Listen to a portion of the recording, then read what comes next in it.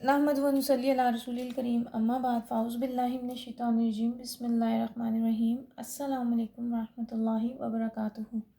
کیسے ہیں آپ سب لوگ؟ اللہ سے دعا ہے کہ اللہ تعالیٰ سب کو اپنے گھروں میں اپنی حفظ و امان میں اپنی رحمتوں کے سائے میں رکھے، آمین۔ آج ہم سورہ بقرہ کی آیت 239 یعنی 239 کا ترجمہ اور تفسیر پڑھیں گے۔ اپنا سبق شروع کرتے ہیں۔ ربی اشرح لی صدری ویسر لی امری واحلل عقدۃ من لسانی یفقہوا قولی ربنا زدنا علما اللہم فقہنا فی الدین الہی آمین یا رب العالمین۔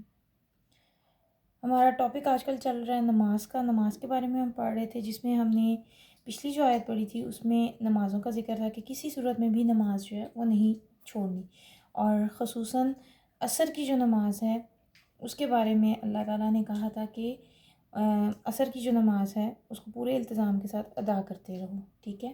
اٹ مینس کہ اس کے بارے میں عصر کی نماز نہ چھوڑنے کے بارے میں حدیث بھی میں نے آپ کو بتائی تھی کہ نبی کریم صلی اللہ علیہ وسلم کی حدیث ہے کہ جس شخص کی عصر کی نماز فوت ہوگی، گویا کہ اس کا پورا گھر بار، اس کا اہل و عیال، اس کا مال سب تباہ ہو گیا۔ تو اپنی نمازوں کی حفاظت کرنی ہے، کوشش کریں کہ نماز جو ہے پورے خشوع و خضوع سے مکمل طور پر اپنے وقت پر ادا کی جائے، ٹھیک ہے۔ آج ہم نماز خوف کے بارے میں پڑھیں گے۔ اگلی آیت جو ہے وہ ہماری نماز خوف کے بارے میں ہے، تو اپنا سبق شروع کرتے ہیں۔ پہلے لفظی ترجمہ دیکھتے ہیں، اس کے بعد ایک اسٹریچ میں دیکھیں گے با محاورہ اور پھر اس کی تفسیر۔ فَإِن پھر اگر خفتم تم ڈرو فرجالن پس پیدل او یا رکبانن سوار ہو کر، فَإِذَا تو جب امن تم امن میں آ جاؤ تم، فذکروا یاد کرو اللہ اللہ تعالیٰ کی، کما جیسا کہ علمکم اس نے سکھایا تم کو، معلم جو نہیں تھے، تکونو تم تھے، تعلمون تم جانتے۔ اگر تم خوف کی حالت میں ہو تو پیادے یا سوار جس حال میں نماز پڑھ لو، پھر جب امن اور اطمینان ہو جائے تو جس طریقے سے اللہ نے تم کو سکھایا ہے جو تم پہلے نہیں جانتے تھے، اللہ کو یاد کرو، ٹھیک ہے۔ اب دیکھیں، عام حالات تو عام حالات ہو گئے، لیکن اگر جنگ کے حالات ہوں یا جنگ کی حالت میں ہوں تو ایسی صورت میں کیا کرنا ہے، یہ اس کا ذکر ہے، ٹھیک ہے۔ یہاں پہ یہی بات ہو رہی ہے۔ اس میں صلاۃ الخوف یعنی نماز خوف کی طرف اشارہ ہے، لیکن آگے سورہ نساء میں 2-3 طریقے بھی آ رہے ہیں، اور حدیث میں ہمیں تقریباً 8 سے 9 مختلف طریقے جو ہیں وہ ملتے ہیں کہ جنگ میں بھی نماز نہیں چھوڑنی، بلکہ جس حد تک ممکن ہو باجماعت نماز پڑھنی ہے۔ تو جب جنگ میں نہیں چھوڑنی تو کیا عام دنوں میں چھوڑنی ہے؟ اور جنگ میں کون پڑھے گا اور جماعت کی حفاظت کون کرے گا؟ جو عام دنوں میں حافظ علی الصلاوات ہے، ٹھیک ہے۔ یعنی نمازیں عام دنوں میں جو پڑھتے ہیں نا، وہی جنگوں میں بھی پڑھتے ہیں، وہی شادیوں میں بھی پڑھتے ہیں، وہی طلاقوں کے موضوعات کو ڈسکس کرتے ہوئے بھی پڑھتے ہیں۔ تو اللہ تعالیٰ ہمارے مردوں اور ہم سب کو ایسا ہی نمازی بنا دے، آمین۔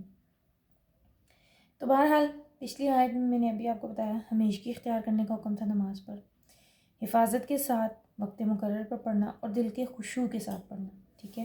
ہمیں بھی ہر حال میں ایسے ہی پڑھنا چاہیے، کوشش کرنی چاہیے کہ ہم نماز جو وہ پورے خشوع خضوع کے ساتھ ادا کریں اور اس کے مقررہ وقت پر۔ یہ نہیں کہ گھڑی کی طرف دیکھے جب نماز ہماری قضا ہو رہی ہے تو آخری وقت میں 2-4 ٹھونگے مار لی، ٹھیک ہے۔ اللہ تعالیٰ ہمیں توفیق دے کہ ہم اپنی نمازوں کو درست طریقے سے ادا کریں، آمین۔ اب اکثر عورتیں کہتی ہیں کہ بازار جانا ہو تو پہلے پڑھ لیں، اچھا گاڑی میں پڑھ لیں، اشاروں سے پڑھ لیں، جہاں بیٹھے ہیں وہیں شاپنگ کرتے ہوئے پڑھ لیں، تو یہ صلاۃ الخوف ہے آپ کی، ٹھیک ہے۔ جب آپ اگر بازار جاتے ہیں اور اتنا بازار سجتا ہے آپ کے لیے، تو پھر کیا آپ وہاں نمازوں کی جگہ نہیں بنوا سکتے؟ یعنی وہاں پہ آپ کی نماز کی جگہ نہیں ہے۔ اکثر بازاروں میں نے تو دیکھا ہے کہ جہاں آپ شاپنگ کر رہے ہوں وہیں پہ اگر آپ ان سے کہیں تو وہ آپ کو نماز کے لیے مصلی یا جائے نماز جو ہے وہ دے دیتے ہیں، اور آپ کو جگہ بھی دے دیتے ہیں کہ آپ یہاں نماز پڑھ لیں۔ تو نماز جو ہے اس کو مقررہ وقت پہ ادا کرنے کی کوشش کرنی چاہیے، اور یہ بھی کوشش کرنی چاہیے کہ جب بازار جائیں تو وہاں پہ بھی شاپنگ کے دوران بھی ہماری نماز جو ہے وہ قضا نہ ہو، ٹھیک ہے۔ کیونکہ جس چیز کی طلب ہوتی ہے نا آپ کو، اس کے لیے آپ کوشش کرتے ہیں نا۔ تو پہلا ہی رکن جو کلمہ پڑھنے کے بعد ہے، اگر آپ اس کے معاملے میں سنجیدہ ہی نہیں ہیں تو باقی باتیں تو الگ ہی ہو جائیں گی نا۔ اور آپ دیکھیں یہاں اللہ رب العزت کی صفات کیا آیتیں ہیں، اس پر غور کر لیں تو پھر آپ کو بات اور بھی سمجھ آ جائے گی، ٹھیک ہے۔ کہ نماز کی حفاظت کر کے بندہ اللہ رب العزت کے ساتھ اپنا تعلق اتنا خوبصورت کر لیتا ہے کہ اللہ رب العزت وہ جانتے جو تم نہیں جانتے، مراد وہی ہے ساری بات کے خلاصے میں کہ اپنی نمازوں کی حفاظت کرو، نماز کے دوران پڑھ کیا رہے ہیں اس کی حفاظت کریں۔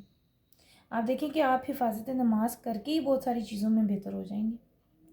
اچھا ایک اور بات کہ نماز کا طریقہ قرآن میں نہیں ہے، لیکن اللہ رب العزت فرماتے ہیں کہ جیسے میں نے تمہیں سکھایا، ٹھیک ہے، صلو کما رأیتمونی، یہ آیت نوٹ کر لیں، یہ حجت حدیث کی بھی دلیل ہے، ٹھیک ہے، یعنی کہ سکھائی ہمیں نماز جو ہے وہ نبی کریم صلی اللہ علیہ وسلم نے، لیکن آپ کو کس نے سکھائی ہے؟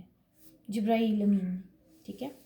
معراج کے سفر کے بعد جبرائیل علیہ السلام آئے اور 2 دن مستقل آتے رہے اور وقتوں کے تعین کے ساتھ آپ کو نمازیں پڑھ کر سنائیں، دکھائیں اور آپ کو بتایا کہ آپ کی امت کے لیے نماز ہے، ٹھیک۔